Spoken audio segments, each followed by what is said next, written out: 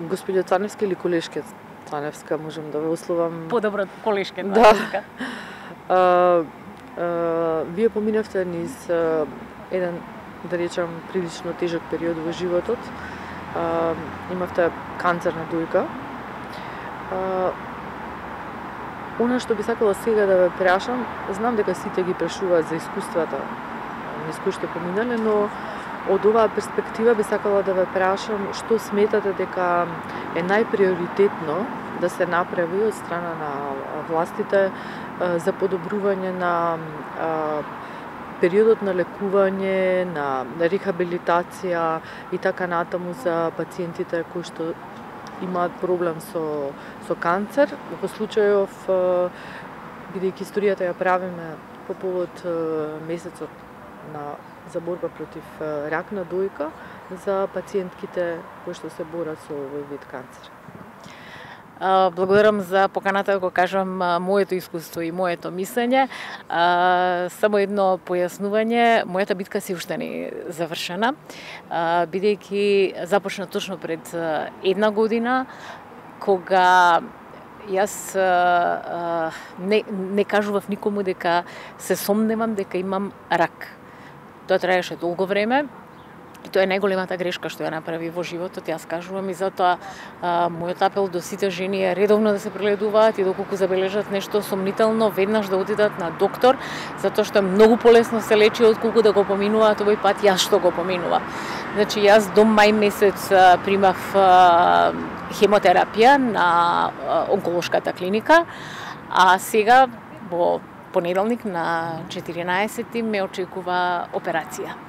И од моето искуство, од она што можам да го кажам, бидејќи мојата одисеја на борбата со ракот започна токму во времето кога изби аферата за злоупотреба, наводна злоупотреба, не знам како да се изразам, бидејќи наводна злоупотреба, бидејќи се уште бидејќи се уште надлежните органи немаат поведено постапка за тоа. Знам дека се уште се собираат најверојатно докази, се уште во обвинителство.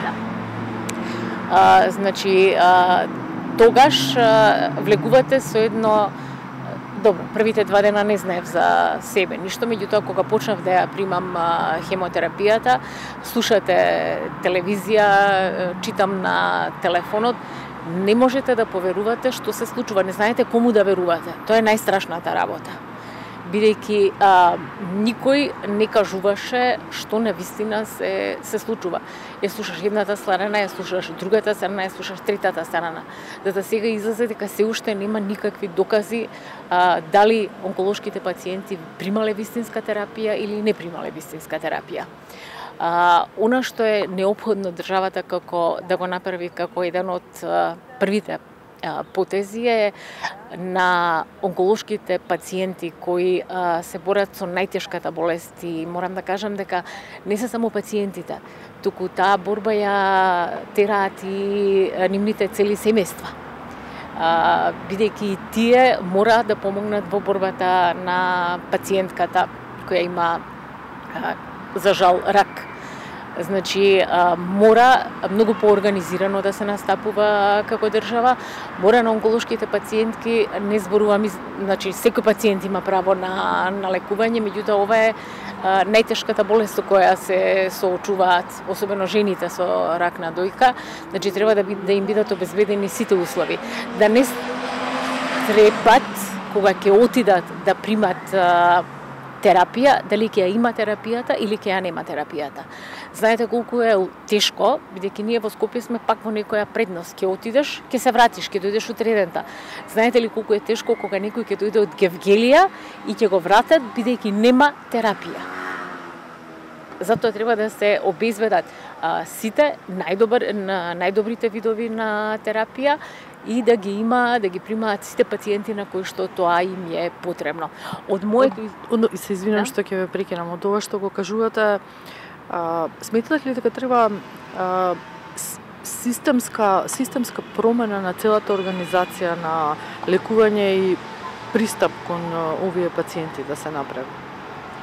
па не можам да кажам дали е потребно или не, сепак за тоа има експерти, бидејќи јас можам да го кажам мојот пример, бидејќи резултатите што беа излезени, бидејќи ги направив сите испитувања, пред да почнат да ми ја даваат терапијата, мора да се направи бриз, да се земе рецепторите, да се вида што се треба да се направи. Значи, ги пративме на неколку места во светот кај најдобрите онколози.